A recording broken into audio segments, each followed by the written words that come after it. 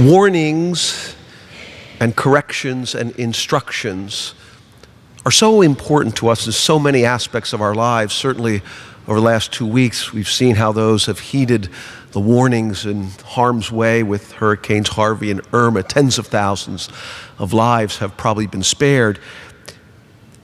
But we need warnings and correction and instruction in all sorts of tasks to avoid injury or loss, to understand what we are attempting to accomplish.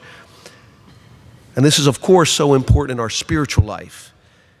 These actions are at the heart of the prophetic mission of Christ and the church, this call to warn and instruct others, but also how we need to listen and to heed warnings and instruction because we know our own weakness and sin. Certainly our readings talk about that today. First reading is from the book of Ezekiel. It's a great book. It's written in two separate parts. The first around 600 BC, when the prophet is warning the people of their sin and their deterioration in their culture, that if they do not turn away from that, they will be susceptible to the armies that are around them. And sadly, they do not heed that instruction. 587, Jerusalem is destroyed. The people are sent into exile. The passage that we read from today is taken from the second part of that book during the exile. Ezekiel gives God's promise that the Lord will restore the people, the temple will be rebuilt, and indeed that occurs within a generation or so.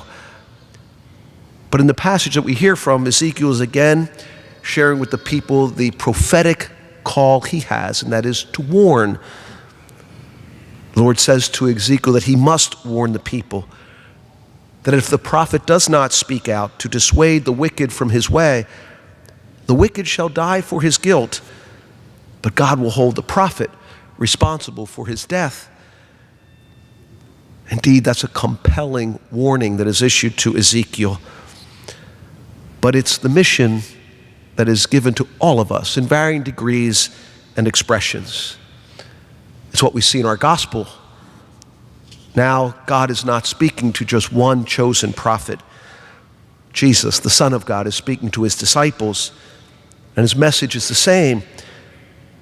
Where there is a relationship among us, where there is a sin against us, all of us are responsible to tell our brother or sister of that sin. Jesus calls us especially to prudence and respect in doing that alone in private. He then urges a disciplinary procedure, if you will.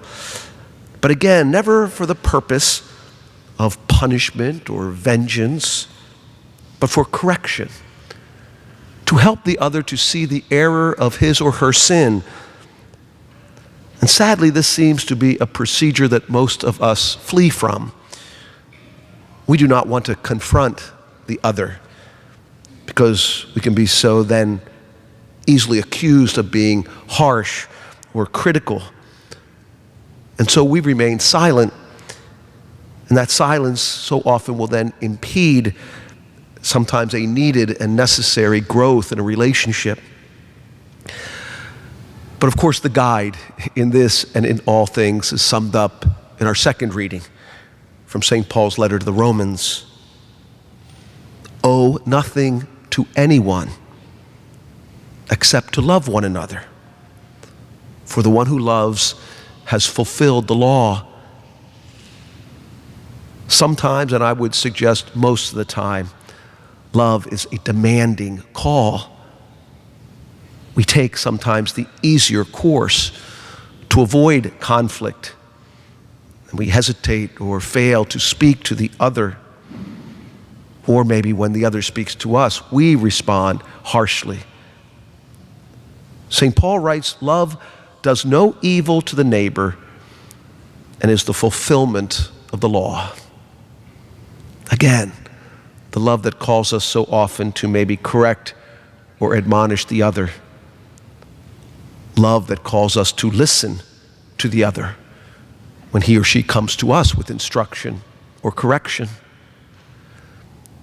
And so may we fundamentally, first and always, seek that grace to grow in love. May we seek the strength to both issue instruction and correction when needed, but maybe even more importantly, to receive the correction given to us in the love in which it is given.